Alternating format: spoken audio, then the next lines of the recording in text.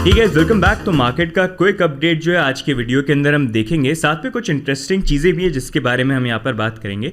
सबसे पहले अगर हम बिटकॉइन को देखते हैं तो करंटली बिटकॉइन की प्राइस $46,900 जो है यहाँ पर थोड़ा सपोर्ट बना रही है। एंड इसके बारे में कल के वीडियो में हमने बात करी थी कि अभी जो करेक्शन का लेवल आ रहा है यहाँ पर आप ये देखना कि 46,900 पे क्या प्राइस होल्ड करने की कोशिश करती है कि नहीं करती है, जो अभी के लिए फॉर द टाइम बिंग यहाँ पर प्राइस जो है इस लेवल को होल्ड कर रही है। लेकिन ओवरऑल अभी जो इंपॉर्टेंट थोड़ा सा ये, क्योंकि मंथली क्लोजिंग भी यहाँ पर आने वाला है, इंडिया के अंदर भी इंपॉर्टेंट डेट है क्योंकि 1 अप्रैल से नए टैक्स रूल्स आ जाएंगे।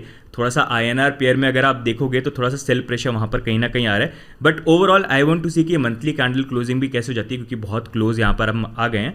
साथ में यहाँ पर इंपॉर्टेंट चीज़ ये भी है कि करेक्शन वाइज जो लेवल में देख रहा हूँ ना कि $46,900 अगर होल्ड करता है अच्छी बात है, लेकिन अगर इससे नीचे भी आ गया तो $45,000 से लेके 46 के नीचे नहीं जाए।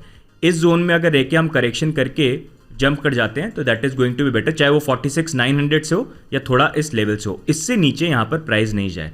एंड सबसे इंपॉर्टेंटली ये तो आप वर्स्ट केस के अंदर जो जोन्स है वो आप देख सकते हो। एंड सबसे इंपॉर्टेंटली डेली में प्राइस अगर थोड़ा नीचे आती भी है 45 के अराउंड भी, तो वो थोड़ा चल जाता है अगर वो करेक्शन का लेवल है। लेकिन सबसे इंपॉर्टेंट ये कि जब वो करेक्शन का अगर लेवल आता है तो वीकली कैंडल क्लोजिंग $46,000 के नीचे हमको नहीं मिले, क्योंकि वो मिलेगा तो थोड़े से कुछ फैक्टर्स हैं जो सही यहाँ पर नहीं होंगे, जिसके बारे में हमने प्रीवियस वीडियो में यहाँ पर बात कर रखी है। तो उनको अगर आप देखोगे ना, you will get the idea मैं क्यों बोल रहा हूँ। बहुत इंपॉर्टेंट है थोड़ा सा वो $46,000 इन टर्म्स ऑफ करेक्शन। जब तक उसके ऊपर है इट इज स्टिल फाइन, उसके नीचे थोड़ा सा प्रॉब्लम का जोन जो है वो बन जाएगा, राइट। बाकी जो भी यहाँ पर मूवमेंट होता है वो आने वाले दिनों में अब ये मॉनिटर करके आपको अपडेट रोज करने की तो हम कोशिश करते हैं शॉर्ट टर्म प्राइस मूवमेंट का, ताकि वो आपको हेल्प कर पाए, साथ में आप टीए भी यहाँ पर सीख पाएँ। तो वो हम आपको अपडेटेड रखेंगे मंथली क्लोज के साथ जैसे जैसे चीज़ें यहाँ पर मूव करती हैं। अब प्रीवियस वीडियो की बात करी तो कल यहाँ पर काफ़ी अच्छी एक चीज़ ये हुई कि यहाँ पर पार्लियामेंट के अंदर जो एक MP है उन्होंने क्रिप्टो कम्युनिटी के फेवर में यहाँ पर काफ़ी अच्छी जो स्पीच है, अपनी स्टेटमेंट्स जो है यहाँ पर उन्होंने दी। तो ये वीडियो अगर आपने नहीं देखा तो उसको आप डेफिनेटली देखना। और ये देख के काफ़ी अच्छा लगा कि ऑल्दो काफ़ी मिनिस्टर्स तो क्रिटिसाइज ही करते हैं, लेकिन 2018 का एक ऐसा टाइम भी था जहाँ पर क्रिप्टो को तो ऐसा देखा जाता था कि क्रिप्टो में अगर कोई डील कर रहा है तो गलत काम ही कर रहे होंगे, ये कोई गलत काम करने वाला ही इंसान यहाँ पर है।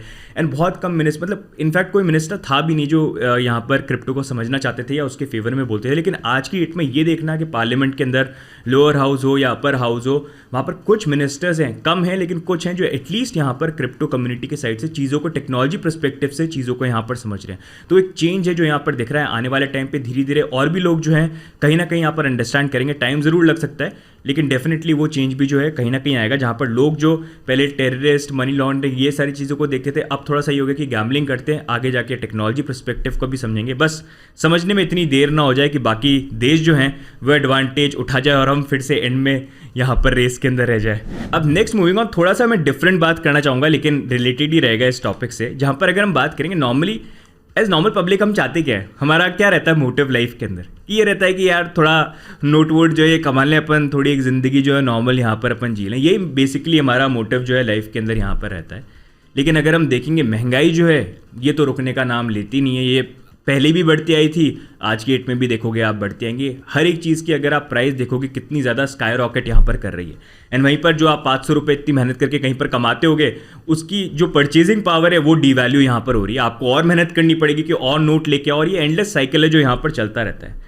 पर ये महंगाई बढ़ती क्यों है, ये हो क्यों रहा है? तो बहुत सारे फैक्टर्स होते हैं, इकोनॉमिक फैक्टर्स होते हैं जिसके कारण महंगाई तो बढ़ती है। लेकिन एक बहुत बड़ा रीज़न उसका ये भी बन जाता है कि कितना मनी का सर्कुलेशन यहाँ पर मार्केट के अंदर आ रहा है। फॉर एग्जांपल इंडियन रुपी की मार्केट के अंदर कितना इंडियन रुपी प्रिंट हो रहा है, कितना मार्केट में आ रहा है, जो एक तरह से रिस्पॉन्सिबिलिटी बन जाती है यहाँ पर सेंट्रल बैंक की कि वो यहाँ पर जो है लोगों का जो ट्रस्ट है उसको ब्रेक नहीं करे और करेंसी का मैनेजमेंट इस तरह से करें कि लोगों के जो पैसे हैं जो मेहनत कर रहे हैं ताकि एक नॉर्मल लाइफ जी पाए, वो वहाँ पर उनकी करेंसी जो है वो डीवैल्यू नहीं हो। लेकिन अगर आप देखोगे, एक छोटा सा आपको मैं एग्जांपल दूंगा, ये इंडियन रुपी का चार्ट है जो आप देख सकते हो, ये मनी M1 सप्लाई है जो आप देख सकते हो विद टाइम यहाँ पर बढ़ती रही है। अगर आप देखोगे 2016 के अराउंड जब डीमोनेटाइजेशन हुआ था, कुछ नोट यहाँ पर सर्कुलेशन से बाहर निकले थे, डिप भी आया था, लेकिन उसके बाद अगर आप देखोगे स्काई रॉकेट करके हम एक नए ऑल टाइम हाई पे आ गए हैं। अब काफ़ी लोग ये बोलते हैं कि नहीं यहाँ पर गवर्नमेंट जो है वो सेंट्रल बैंक जो होते हैं ऐसे प्रिंट नहीं करते, इंडिया के अंदर नहीं करते। तो उसी को लेके ना मैं बेसिकली इस चीज़ के बारे में यहाँ पर बात कर रहा हूँ कि ये तो सिर्फ इंडियन रुपी का आप देख लो, ये सप्लाई है, ठीक है, मनी सप्लाई है यहाँ पर। अब हम यूनाइटेड स्टेट्स की देखते हैं उसके कंपैरिजन में। अगर आप यूनाइटेड स्टेट्स की यहाँ पर सप्लाई देखोगे तो ये तो एकदम ही खतरनाक यहाँ पर ऑल टाइम हाई पे स्काई रॉकेट कर गए। US डॉलर जो एक तरह से वर्ल्ड रिजर्व करेंसी माना जाता है, बहुत सारी कंट्रीज़ की जो करेंसी है वो भी US डॉलर से यहाँ पर पेग्ड भी होती हैं, तो उसके अकॉर्डिंग ये इतना यहाँ पर क्यों जंप आया, क्योंकि यहाँ पर एक्सेसिव प्रिंटिंग करी थी यूएस डॉलर की, क्योंकि सेंट्रल बैंक्स गवर्नमेंट ये करते हैं जब डेस्परेट मेजर्स लेने होते हैं, डेस्परेट कंडीशंस आती हैं, तो उस टाइम पे वो डेस्परेट मेजर्स के चक्कर में यहाँ पर मनी प्रिंटिंग करते हैं। और हर गवर्नमेंट क्योंकि 5 साल में चेंज होती रहती है तो उनको बस अपने 5 साल देखने होते हैं। तो इसी कारण से ये एंडलेस सर्कल है जो चलता रहता है, जो मैंने एक वीडियो में हिस्ट्री ऑफ मनी के अंदर एक्सप्लेन कर रखा है।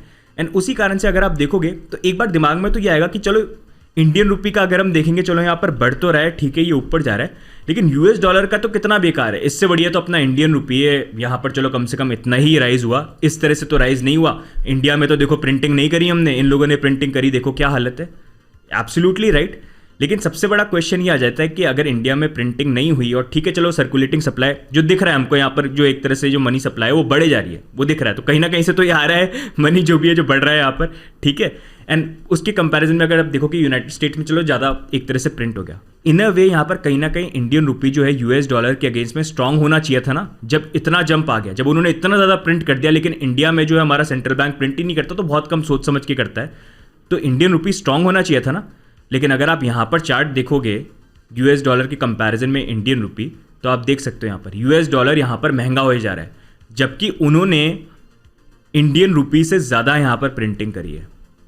तो एक तरह से आपको यहाँ पर आइडिया मिल रहा है, मतलब हमारा जो एक तरह से है परचेजिंग पावर, हम डबल पेस पे लूज कर रहे हैं। नॉर्मली यहाँ पर पैसे जो प्रिंट हो रहे हैं वो आ रहे हैं, उससे तो डिवैल्यू हो ही रहा है, and Indian rupee US dollar के अगेंस्ट में भी वहाँ पर डिवैल्यू हो रहा है। जो यूएस डॉलर वो ऑलरेडी और प्रिंट कर रहे हैं यहाँ पर, जितना ज़्यादा वो प्रिंट कर चुके हैं। यूएस डॉलर की जो एग्जिस्टिंग सप्लाई है ना, उसमें 30-40% जो 2020 के बाद ही उन्होंने प्रिंट कर दी, तो वो एक बहुत अच्छा आइडिया यहाँ पर देता है।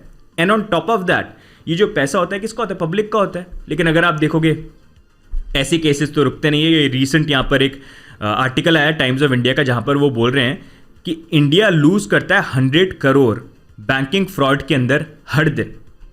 मतलब मेरे को समझ में नहीं आता, मतलब मैं तो नॉर्मली बैंक में जाता हूँ तो ऐसे इन्वेस्टिगेशन करते हैं, सारे डॉक्यूमेंट मांग ले, कुंडली तक मांग ले, वो सब कुछ मांग ले, उसके बाद भी आपको लोन नहीं मिलता। लेकिन फिर भी ये इतने बड़े बैंकिंग फ्रॉड हो कैसे जाते हैं।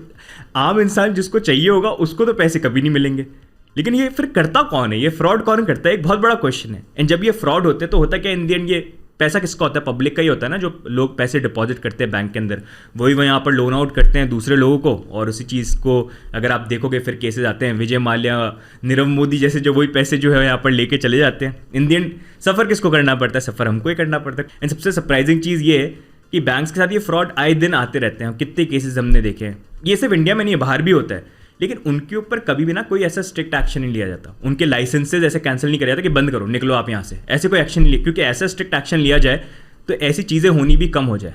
क्योंकि नॉर्मल इंसान तो ऐसे अगर कोशिश करे तो उनको तो मिलता नहीं है, लेकिन फिर भी ये चीज़ें यहाँ पर होती हैं। So that's about it. I thought थोड़ा सा ये डिफरेंट भी बात करें, इंपॉर्टेंट रहता है ये समझने के लिए, because this is where bitcoin comes in. And यही एक तरह से कॉन्सेप्ट था सतोशी नाकामोटो का, कि यहाँ पर जो बिटकॉइन है उसको बनाना हमको ऐसा है कि we don't need anybody to trust. हमेशा बोलते हैं कि बिटकॉइन को डोंट ट्रस्ट वेरीफाई। क्यों बोलते हैं, किसी को ट्रस्ट मत करो, तुम कोड को देखो और कोड को वेरीफाई करो, कोड क्या बोल रहा है। क्योंकि कोड जो है वो अपने मूड के अकॉर्डिंग अपने आप चेंज नहीं करेगा। वो लोग जो है अपना व्यू चेंज कर लेते हैं बेस्ड ऑन क्या उनकी लाइफ में कंडीशन चल रही है, क्या क्राइसिस वहाँ पर आ रहा है, लेकिन कोड जैसा है वो वैसा ही चलेगा। एंड इसी कारण से किसी भी एक इंसान पे कभी कंट्रोल नहीं आना चाहिए। इसी कारण से बिटकॉइन को ऐसे ओपन डिस्ट्रीब्यूटेड लेजर टेक्नोलॉजी के ऊपर पूरा इस तरह से इसको सेटअप किया है, ताकि जब इसके अंदर कोई चेंज करने की भी बारी है तो एक इंसान कभी चेंज नहीं कर सकता। पूरी कम्युनिटी, सब जो इन्वॉल्व है, हर कोई उसके ऊपर बोल सकता है। जैसे हम भी बोल सकते हैं, मैं भी इसका पार्ट हूँ, मैं भी डिसीजन मेकर हूँ बिटकॉइन के नेटवर्क के अंदर। मैं डिसाइड कर सकता हूँ कि क्या चीज़ उसके अंदर होगी, नहीं होगी। कोई बोलेगा तो उसके अगेंस्ट में बोल सकता हूँ कि आप ऐसे गलत चीज़ कैसे कर रहे हो मेरे साथ। ये आप सब भी कर सकते हो, आप भी बिटकॉइन के नेटवर्क के यहाँ पर पार्ट हो। तो वही उसकी सबसे बड़ी ब्यूटी है, डोंट ट्रस्ट वेरीफाई, राइट। तो आज की वीडियो में गाइस ओवरऑल यही अपडेट। अगर आपको ये वीडियो अच्छा लगा तो please do like, do subscribe and do share it with your friends. And this is very important topic जिस पे ना नॉर्मली लोग अटेंशन पे नहीं करते हैं। बाकी की जो टॉपिक्स हैं जिस पे लोग, जो उनकी लाइफ में इतना कोई इम्पैक्ट भी नहीं करे, लेकिन उस पर जो बिजी रहते हैं वो इसलिए होता है ताकि वो डिस्ट्रैक्टेड रहे, लेकिन जो रियल इश्यूज़ हैं उसको कोई देखे नहीं। एंड इसी कारण से बहुत सारे लोग अनअवेयर रहते हैं और सिर्फ ये बोलते रहते हैं महंगाई बढ़ रही है, महंगाई बढ़ रही है। क्यों बढ़ रही है? क्योंकि रियल फैक्टर्स को वो देखते नहीं है, उनको समझ में नहीं आता। तो इसलिए शेयर करना था कि और भी लोग जो हैं इस चीज़ को कहीं ना कहीं थोड़ा सा समझे।